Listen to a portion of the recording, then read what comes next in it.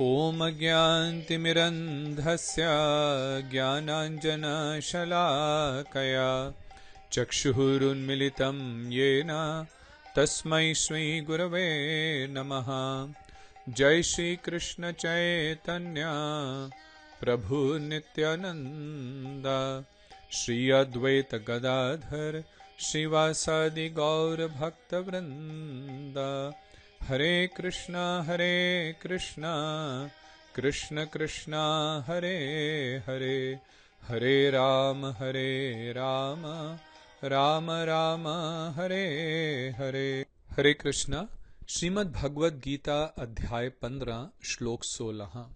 द्वौ इमौ पुरुषौ लोके क्षरः च अक्षर एव च क्षरः सर्वाणि भूतानि कूटस्थः अक्षर उच्यते। क्षर और अक्षर ये दो पुरुष तत्व 14 लोकों में प्रसिद्ध हैं। इनमें से चराचर भूत समूह को अक्षर और कूटस्थ पुरुष को अक्षर कहा जाता है। पूर्व श्लोक में श्री कृष्ण ने अर्जुन को कहा, वेदहिश्च सर्वै अहम एव वेद्य वेदांकृत वेद विदेव च हम, कि संपूर्ण वेदों का जो प्रतिपाद्य विषय है, जो वेद बताना चाहते हैं, जो वेदों का तात्पर्य है, वह मैं हूं। मुझे समझना ही वेदों का वास्तविक प्रयोजन है। मैं ही वेदांत को बनाने वाला हूं, उसकी रचना करने वाला हूं, और मैं ही वास्तव में वेदों को जानने वाला हूं। तो श्री कृष्ण जो स्वयं वेद के रचयिता हैं, वेद क्या है? जो संपूर्ण आध्यात्मिक ज्ञान है, वही वेद है। हम लोगों को जो विद्यालयों में, कॉलेजेस में शिक्षा दी जाती है, वह केवल भौतिक जड़ जगत संबंधी है। जो नश्वर शरीर है, जो नश्वर प्रकृति है, केवल इसी से संबंधित है। परंतु इस नश्वर प्रकृति से परे एक अनश्वर जगत है। हम लोगों का जो वास्तविक परिचय है, वह हमारी जीवात्मा है, जो शरीर के अंत होने पर भी, मृत्यु होने पर भी जिसका नाश नहीं होता। तो उस अनश्वर जीवात्मा का ज्ञान वेद प्रदान करते हैं। और यदि ध्यान से विचार किया जाए तो यह ज्ञान सर्वोपरि है। जो चीज नाश हो जाएगी उसका ज्ञान भी नश्वर है, परंतु जिसका नाश नहीं है उसका ज्ञान वास्तव में सबसे अधिक लाभदायक है, और यही हमारे जीवन का वास्तविक प्रयोजन भी है। अब इस श्लोक में और अगले 2 श्लोकों में श्री कृष्ण वेदांत में क्या तत्व बताया गया है, क्या सिद्धांत दिया गया है, उसको संक्षेप में समझा रहे हैं। वे कह रहे हैं कि 14 लोकों में 2 पुरुष तत्व प्रसिद्ध हैं। तो ये 14 लोक क्या हैं? जो जड़ जगत है, उसमें हमारे शास्त्रों के अनुसार 14 लोक हैं। 7 ऊपर के लोक और 7 नीचे के लोक। जो 7 ऊपर के लोक हैं, उनमें मध्य में क्या हमारी पृथ्वी है, जिसको भूलोक कहा जाता है। और भूलोक से ऊपर जाएं तो भुवर, फिर स्वरलोक जहां पे इंद्र आदि देवता रहते हैं, जिसे स्वर्ग भी कहा जाता है, फिर महरलोक, जनलोक, तपलोक, एवं सबसे ऊपर सत्यलोक, जिसमें ब्रह्मा जी निवास करते हैं। और फिर पृथ्वी से नीचे अतल लोक, फिर वितल लोक, सुतल लोक, रसातल, तलातल, महातल और पाताल। और पाताल है जो कि नाना प्रकार के नरक हैं। इन सभी लोकों में जड़ और चेतन 2 वस्तुएं हैं।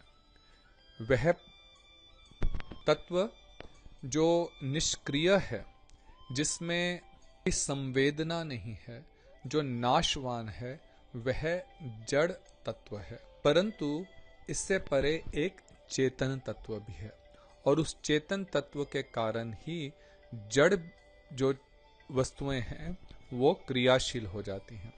हमारा शरीर अचेतन है, जड़ है, इसमें अपने में कोई शक्ति नहीं है, परंतु चेतन आत्मा के कारण ही यह शरीर क्रियाशील होता है।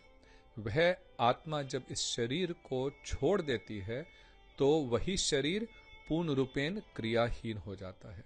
अब यह जो चेतन तत्व है, श्री कृष्ण इस श्लोक में बता रहे हैं, वे भी दो हैं, क्षर और अक्षर। कहते हैं कि इनमें से जो चर और अचर अर्थात चलने वाले और नहीं चलने वाले जो नाना प्रकार के प्राणी हैं, वे क्षर हैं। क्षर अर्थात जिनका पतन हो जाता है अपनी स्वाभाविक शुद्ध स्थिति से। और अक्षर कौन है? वे कुटस्थ पुरुष अर्थात भगवान जो हैं वे अक्षर हैं। श्री विश्वनाथ चक्रवर्ती ठाकुर टीका में लिखते हैं कि 14 भुवनों वाले इस लोक में दो चेतन पुरुष हैं। वे कौन हैं? इसके उत्तर में कहते हैं, अपने स्वरूप से विच्युत हो जाने वाला क्षर जीव, अर्थात जो अपने स्वाभाविक रूप स्थिति से विच्युत हो जाता है। इसका क्या अर्थ है? हमने पूर्व में भी भगवद गीता के कई श्लोकों की व्याख्या में इस विषय को समझा है कि वास्तव में जीव भगवान का ही अंश है। मम एव अंशः जीवलोके जीवभूतः सनातनः। भगवान ने इस अध्याय के प्रारंभ में भी यह समझाया कि जीव जो है, जो उसका जो वास्तविक स्वरूप है वह सच्चिदानंदमय है, वह नित्य है, ज्ञान से परिपूर्ण है और आनंदमय है, परंतु वह अपनी उस स्थिति से च्युत हो जाता है। वह भगवान की तटस्थ शक्ति है और तटस्थ शक्ति से उसका पतन इस जड़ जगत में हो जाता है। क्यों होता है? क्योंकि जीव अत्यंत अणु है और अत्यंत अणु होने के कारण उसकी चित्त शक्ति इतनी प्रबल नहीं है और इस कारण से वे माया के प्रभाव में आ जाता है। और जब माया के चंगुल में फंस करके उसको जड़ीय सूक्ष्म शरीर मिलता है तो उस मन बुद्धि अहंकार के कारण, उस जड़ीय मन के कारण वह अपने को जड़ीय शरीर समझने लगता है और फिर मन की नाना प्रकार की वासनाओं को पूर्ण करने के लिए नाना प्रकार के कर्म करता है और जन्म मरण के चक्र में बंध जाता है। तो जो अपने स्वरूप से पतित हो सकता है उसे क्षर कहते हैं, वह जीव है। परंतु एक और भी पुरुष है और वह पुरुष जो है वह अपने स्वरूप से विच्युत नहीं होता, वह अक्षर है, वह ब्रह्म है, अर्थात उस पे माया का प्रभाव नहीं पड़ता। क्यों? दो कारणों से। एक, क्योंकि वह बृहत है, वह जीव के नाई अणु नहीं है, वह अनंत है और उसकी शक्ति भी अनंत है। और जो माया है वह उसकी ही एक शक्ति है, उसकी बहिरंगा शक्ति है। तो शक्ति शक्तिमान की है और वह शक्ति शक्तिमान पर प्रभाव नहीं डाल सकती, यह दूसरा कारण है। तो इसलिए जो भगवान हैं वे अक्षर हैं, वे अपनी सच्चिदानंदमय स्थिति से कभी भी च्युत नहीं होते, इसलिए उनका एक नाम अच्युत है। यहाँ पे देखिए भगवान बहुत स्पष्ट रूप से द्वैतवाद को समझा रहे हैं। हमारे सनातन धर्म में दो सिद्धांत हैं, द्वैतवाद एवं अद्वैतवाद। और वास्तव में शास्त्रों में केवल द्वैतवाद को ही सत्य सिद्धांत माना गया है और यहाँ पे श्री कृष्ण भी इसकी पुष्टि कर रहे हैं। द्वैतवाद अर्थात दो हैं, एक आत्मा और एक परमात्मा, और ये दोनों नित्य ही अलग अलग हैं, इनमें भेद है। अभेद इस दृष्टि से है कि दोनों ही सच्चिदानंदमय हैं, लेकिन भेद इस दृष्टि से है कि जीवात्मा अणु है और परमात्मा बृहत हैं, वे माया के अधीश्वर हैं। इसलिए माया अपने ईश्वर को वशीभूत नहीं कर सकती, वे उनके वश में है।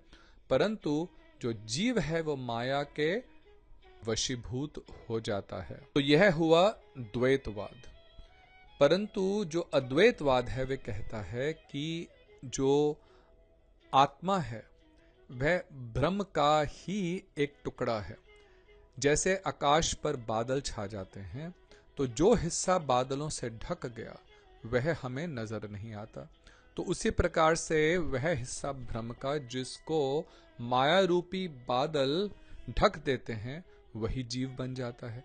और जब माया रूपी बादल हट जाता है तो वो आत्मा उस ब्रह्म में लीन होकर के उससे एकाकार हो जाती है। तो देखिए यहाँ पे भगवान स्पष्ट रूप से कह रहे हैं कि यह संभव नहीं है, क्योंकि जो ब्रह्म है उसका तो कभी क्षय होता ही नहीं है, वह कभी अपने स्वरूप से च्युत होता ही नहीं है। तो कैसे उसको माया ढक सकती है? इस बात को अच्छी तरह से समझ लें, क्योंकि इस विषय में अधिकतर लोग भ्रमित हो जाते हैं। तो पुनः गीता में भगवान स्पष्ट रूप से कह रहे हैं कि वास्तव में दो तत्व हैं, दो पुरुष हैं, आत्मा और परमात्मा। एक क्षर है और दूसरा अक्षर। स्मृति में भी ब्रह्म को ही अक्षर कहा गया है। अक्षरम ब्रह्म परमम। क्षर और अक्षर शब्दों के अर्थ को पुनः विशेष रूप से बताते हुए कह रहे हैं सर्वाणी भूतानि। तो भगवान दूसरे पंक्ति में श्लोक की कहते हैं सर्वाणी भूतानि कुटस्थः अक्षर उच्यते। तो एक ही जीव अनादि अविद्या द्वारा स्वरूप से विच्युत होकर कर्मवशतः समष्टि आत्मक ब्रह्मा से लेकर स्थावर अंत भूतों में प्रकाशित होता है। तो जो जीव है, क्योंकि वह अनादि काल से इस अविद्या से ग्रस्त है। कौन सी अविद्या? कि मैं यह जड़ शरीर हूं। जिस शरीर को भी प्राप्त करता है उसी को अपना वास्तविक रूप मान बैठता है। देखिए कितना सरल है समझना। आप इस शरीर में हैं, लेकिन इस शरीर में भी आपका रूपांतर हो रहा है। जब आप शिशु थे, उसके बाद नवयुवक बने, फिर कुछ और आपकी अवस्था प्रौढ़ हुए और फिर जैसे वृद्ध हुए, तो आपके शरीर का रूप भी बदल गया, लेकिन फिर भी उसको अपना मान रहे हैं, उस बदलते हुए शरीर को भी। इस शरीर से एक दिन आपका प्रस्थान हो जाएगा, यह शरीर नहीं रहेगा। तो फिर आप रहेंगे कि नहीं रहेंगे? यह प्रश्न है। रहेंगे, क्योंकि आप शरीर नहीं हैं। आपका वास्तविक परिचय वह जीवात्मा है, और उसी आत्मा को हम अपना पूरा जीवन नहीं समझ पाते। तो यही अविद्या है जो अनादि काल से हमें ग्रस्त किए हुए है। तो इस स्वरूप से हम जब विच्युत हो जाते हैं, भगवान से बहिर्मुख हो जाते हैं, तब हम नाना प्रकार के कर्मों को करने के कारण इस जड़ जगत में नाना प्रकार की योनियों में भ्रमण करते हैं, निम्न योनि से लेकर के ब्रह्मा तक की योनि में। तो हम ब्रह्मा भी रह चुके हैं, पशु पक्षी रह चुके हैं, कीट पतंग रह चुके हैं, देवी देवता रह चुके हैं, स्त्री पुरुष रह चुके हैं, कितनी योनियों में भटक रहे हैं। आ ब्रह्म भुवनात् लोका पुनरावर्तिना अर्जुन। गीता में ही भगवान कहते हैं कि इस जगत में सबसे नीचे लोक से लेकर के ब्रह्मा जी तक, लोकर के निम्न योनि से लेकर के उनके ब्रह्मा जी तक जितने भी शरीर और जितने भी लोक हैं, पुनरावर्तिन, उनमें निरंतर आवागमन लगा रहता है। क्यों? क्योंकि जीव माया के कारण पूर्ण रूपेण भ्रमित है, और इस माया को पार पाना सरल नहीं है। गीता में भगवान कहते हैं 7वें अध्याय के 14वें श्लोक में, दैवी ही ऐसा गुणमयी मम माया दुरत्यया माम एव ये प्रपद्यन्ते मायाम एताम तरन्तिते। कि यह जीव विमोहिनी एवं त्रिगुणात्मिका मेरी बहिरंगा शक्ति निश्चय ही दुस्तरा है। श्री कृष्ण कह रहे हैं कि देखो, मैं भी इस बात को मान रहा हूं कि इस माया को पार करना कोई सरल कार्य नहीं है, बहुत कठिन है। परंतु माम एव ये प्रपद्यन्ते, जो मेरी शरण ग्रहण कर लेता है, एक निष्ठ एकांतिक रूप से मेरे शरणागत हो जाता है, मायाम एताम तरंतिते, मैं उसे इस माया के पार ले जाता हूँ, अपने परम धाम ले जाता हूँ। तभी जन्म मरण के चक्र से मुक्ति संभव है। श्रील भक्तिवेदांत स्वामी महाराज प्रभुपाद जी भी टीका में इस विषय को समझाते हुए लिखते हैं कि जो जीव मन और 5 इंद्रियों के साथ इस संसार में संघर्ष कर रहे हैं वे प्राकृत देह में स्थित हैं।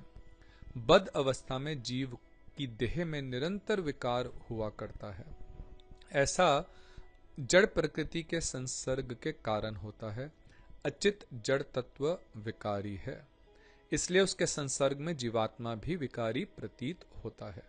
तो वास्तव में आत्मा जो कि निर्विकारी है, जिसमें वास्तव में कोई विकार नहीं होता, आत्मा संपूर्ण रूपेण शुद्ध है, परंतु क्योंकि उसका संसर्ग, उसका संपर्क इस विकारी जड़ जगत से होता है, जड़ तत्व से, जिसमें नाना प्रकार के विकार हैं, इस कारण से वह आत्मा भी ऐसा ही सोचती है कि मेरे में विकार आ रहा है, क्योंकि शरीर को अपना रूप समझती है।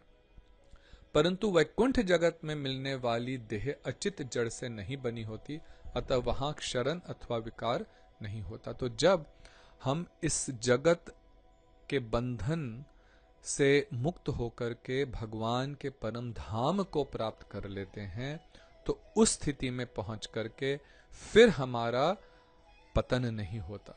गीता में भगवान इस बात की पुष्टि करते हैं, यत गत्वा ना निवर्तन्ते तद्धाम परमम मम। उस परम धाम को जो प्राप्त कर लेता है, पुनः वह इस मरणशील जगत में नहीं आता, तो वहां से पुनः पतन नहीं होता। तब हम भी अपनी अक्षर अवस्था को प्राप्त कर लेते हैं। परंतु प्राकृत जगत में जीव को 6 विकारों की प्राप्ति होती है। जन्म लेना, बढ़ना, कुछ काल तक रहना, संतति रूप परिणाम, क्षय और अंत में विनाश। ये सब वास्तव में हमारे प्राकृत देह के विकार हैं। परंतु इसके विपरीत वैकुंठ जगत में देह में कभी कोई विकार नहीं होता। वहां ना जरा है, ना जन्म है और ना मृत्यु ही है। वहां सब कुछ एक अवस्था में स्थित है, क्योंकि वहां पे हर समय वर्तमान काल है। इस जगत में वर्तमान काल नहीं है। आपने जैसे ही एक शब्द बोला तो वह शब्द क्या हो गया? भूतकाल में हो गया। तो इस जगत में या तो भूतकाल है अथवा भविष्यकाल है, वर्तमान नहीं संभव। परंतु भगवान के धाम में ना भूत है ना भविष्य है, केवल वर्तमान काल है। इसलिए वहां पे न जरा है, न जन्म है, न मृत्यु है, एक अवस्था रहती है। इसी भाव को अधिक स्पष्ट करने के लिए भगवान ने सर्वाणी भूतानी शब्दों का प्रयोग इस श्लोक में किया है। तो पुनः समझेंगे कि जो जीव है वो भगवान का विभिन्न अंश है। भगवान का अंश होते हुए भी उनसे विमुख होने के कारण, उनसे अलग होने के कारण वह उनका विभिन्न अंश है। परंतु क्योंकि जीव भी भगवान का अंश है, इसलिए वे भी चेतन है, चैतन्य रूप है। परंतु क्षर है, उसका पतन संभव है। अपने स्वरूप से क्षरणशील तटस्थ स्वभाव वशतः ही जीव को क्षर पुरुष कहा जाता है। परंतु जो कभी भी अपने स्वरूप से च्युत नहीं होते हैं, वे भगवान के स्वांश तत्व, अर्थात जो भगवान से ही जिनका प्रकाश हुआ है, वे सब अक्षर पुरुष हैं। श्री कृष्ण जो परम ईश्वर हैं, जो स्वयं भगवान हैं, उनसे सबसे पहले बलदेव जी का प्रकाश होता है, फिर उनसे वसुदेव, संकर्षण, प्रद्युम्न, अनिरुद्ध, ये पहला चतुर्व्यूह। इसके बाद कई रूपों में उनके स्व अंशों का प्रकाश होता है, नारायण, फिर नाना प्रकार के विष्णु रूपों में। ये सब जो हैं अक्षर हैं। इन्हीं को कूटस्थ भी कहा जाता है। श्री भक्तिविनोद ठाकुर जी टीका में समझाते हैं कि उस कूटस्थ अक्षर पुरुष के 3 प्रकाश हैं। कौन कौन? ब्रह्म, परमात्मा और भगवान। श्रीमद् भागवतम में भी पहले स्कंध में ये बहुत ही मुख्य श्लोक है। वदन्ति तत् विदः तत्वम यत् ज्ञानम अद्वयम ब्रह्मेति परमात्मेति भगवान इति शब्दते। अर्थात वह अद्वय ज्ञान परम तत्व जो है उसको तत्वविद पुरुष 3 रूपों में समझते हैं, ब्रह्म, परमात्मा एवं भगवान। तो भक्ति विनोद ठाकुर समझाते हैं कि जगत के सृष्ट होने पर जगत में सर्वव्यापी सत्ता स्वरूप में एवं उसके समस्त धर्मों की विपरीत अवस्था में जो अक्षर पुरुष लक्षित होते हैं वे ही ब्रह्म हैं। तो ब्रह्म वे हैं जो सारे जगत में व्याप्त हैं, वे निराकार हैं, उनका कोई रूप नहीं है, वे इस जगत के सत्ता स्वरूप हैं। परंतु क्योंकि वे इस जगत से संबंधित तत्व विशेष हैं, वे स्वतंत्र तत्व नहीं है। अर्थात ब्रह्म जो हैं वे स्वतंत्र नहीं हैं। जैसे जो सूर्य की रोशनी है वे स्वतंत्र नहीं है, वे सूर्य पर आधारित है। फिर समझाते हैं कि जगत में चित्त स्वरूप जीवों को आश्रय देकर जो प्रकाश थोड़े परिमाण में शुद्ध चित्त तत्व के प्रकाशक हैं वे ही परमात्मा हैं। तो सब जीवों के हृदय में जो विराजित हैं और इस जगत के जीवों को जो आश्रय देते हैं वे हैं परमात्मा। वे भी जगत से संबंधित हैं, इसलिए वे भी स्वतंत्र नहीं हैं। जैसे जो सूर्य मंडल है वह भी वास्तव में स्वतंत्र नहीं है। परंतु तीसरे कौन है? कुटस्थ प्रकाश स्वयं भगवत तत्व हैं। तो ये जो हैं स्वयं भगवान हैं श्री कृष्ण, वे भगवत तत्व हैं। जैसे सूर्य देव जो हैं, सूर्य देव के कारण सूर्य मंडल है, सूर्य मंडल के कारण सूर्य की ज्योति है। तो इसी प्रकार से जो भगवान हैं वे वास्तव में ब्रह्म और परमात्मा के आधार हैं। ब्रह्म और परमात्मा वे स्वतंत्र नहीं हैं। भगवान जो हैं वे संपूर्ण रूपेण स्वतंत्र हैं और वही आदि पुरुष श्री कृष्ण हैं। और वे आदि पुरुष कृष्ण जो हैं वे माया के अधीश्वर हैं, इसलिए वे कभी भी त्रिगुणात्मिक का माया से प्रभावित नहीं होते। श्रीमद् भागवतम के 11वें स्कंध में देवता श्री कृष्ण की स्तुति करते हुए कहते हैं, त्वम मायया त्रिगुणात्मनि दुर्विभाव्यम व्यक्तरम सृजसी अवसी लुम्पसी तद्गुणस्थः। हे अजित, आप सात्विक आदि माइक गुणों के नियंता के रूप में अवस्थित रहकर अपनी त्रिगुणमयी माया शक्ति के द्वारा अपने अचिंत्य प्रभाव से स्वस्वरूप में ही महत्त्व आदि प्रपंच की सृष्टि, पालन एवं संहार लीला का संपादन करते हैं। परंतु इन कर्म जनित पाप पुण्य आदि फलों में आप लिप्त नहीं होते। तो देवता लोग कह रहे हैं कि भले आप इस सृष्टि का सृजन करते हैं परंतु इस सृष्टि से आप लिप्त नहीं होते। आप अविद्या आदि दोषों के संपर्क से रहित आवरणात्मिका एवं विक्षेपात्मिका वृत्तियों से समन्वित माया शक्ति से अनावृत एवं अविक्षिप्त रहकर सर्वदा आत्म आनंद में विराजमान रहते हैं। माया अर्थात आपकी शक्ति है। आप उस शक्ति की जो आवरण करने की वृत्ति है ना, वो माया जो है वो जीवों को आवरण कर लेती है, उनको ढक लेती है, उनके स्वरूप ज्ञान से च्युत कर देती है, परंतु वह आपको किसी रूप में भी प्रभावित नहीं कर सकती। फिर आगे देवता लोग कहते हैं, तत् तस्थुश्चः जगतश्च भवानधीशः यत् मायया उत गुण विक्रियः यो उपनीतान। हे ऋषिकेश, आप अपनी माया से प्रकाशित इंद्रिय वृत्ति के द्वारा प्राप्त शब्द, स्पर्श आदि विभिन्न विषयों का उपभोग करके भी उनसे अनासक्त रहते हैं, उनमें लिप्त नहीं होते हैं। इसलिए आप ही स्थावर जंगम के एकमात्र अधीश्वर हैं।